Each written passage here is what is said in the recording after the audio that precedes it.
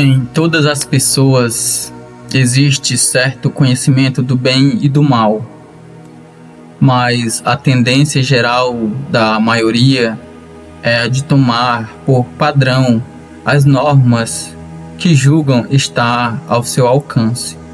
Por exemplo, o bêbado acha não fazer mal beber demais, mas considera como um grande pecado roubar. O avarento, que habitualmente se serve da mentira para conseguir bons negócios, tranquiliza-se pensando: todos têm que mentir, sem o que é impossível negociar, mas não me embriago como alguns. Outro, que se tem por muito sério e moral, julga ser cumpridor de todos os seus deveres e, olhando ao seu redor, despreza os que são abertamente pecadores.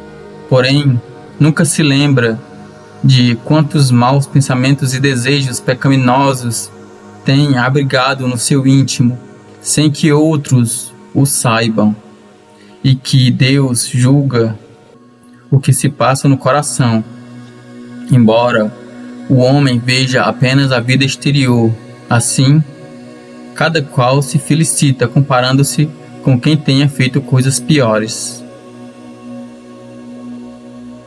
Porém, existe um padrão de justiça, que é o da justiça de Deus. Quando a consciência de alguém começa a despertar e a encarar o pecado da forma como ele é visto por Deus, então compreende que é culpado e que está arruinado. Não tentará justificar-se, procurando descobrir alguém que seja pior. Antes, com toda a franqueza, confessará o seu pecado, condenando-se a si mesmo, e manifestará ansiedade por saber se é possível que Deus lhe perdoe.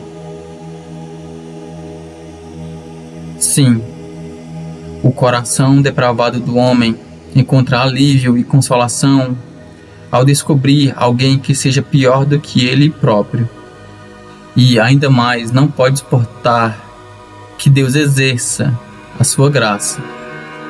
A graça, que significa o perdão não merecido de todo e qualquer pecado, sem que Deus exija coisa alguma à pessoa assim perdoada. É um princípio tão contrário a todo o pensamento humano, tão elevado acima do homem, que este o detesta, e no seu íntimo, por vezes, o classifica de injustiça. É muito humilhante termos de confessar que dependemos inteiramente da graça, que nada que tenhamos feito ou possamos fazer nos tornará aptos para Deus. Antes que tudo aquilo quanto temos que nos recomende, a graça de Deus é tão somente a nossa miséria, pecado e ruína. Quando Adão se reconheceu culpado, lá no Jardim do Éden, foi se esconder, voltou as costas ao seu único amigo, precisamente quando mais necessitava dele. E assim é ainda hoje. O homem tem medo daquele que é o único realmente pronto a perdoá-lo. Torne para o nosso Deus, porque grandioso é em perdoar. Isaías capítulo 55, versículo 7. Se você, meu querido irmão, deseja possuir o perdão pleno e gratuito que provém de Deus, importa que, antes de mais nada, como pecador culpado, se encontre a sós com Jesus, consciente da sua culpabilidade. Isto sem que, primeiro, você faça quaisquer promessas ou tentativas de melhorar a si mesmo. São os seus próprios pecados que o levam à presença daquele que morreu pelos ímpios. porque Cristo, estando nós ainda fracos, morreu a seu tempo pelos ímpios. Romanos capítulo 5, versículo 6.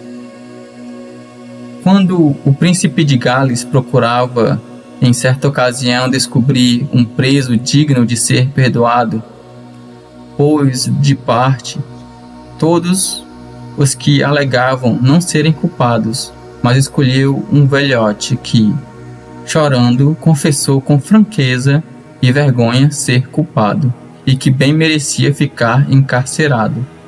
O Salvador, que nos perdoa, disse: Eu não vim chamar os justos, mas sim os pecadores ao arrependimento.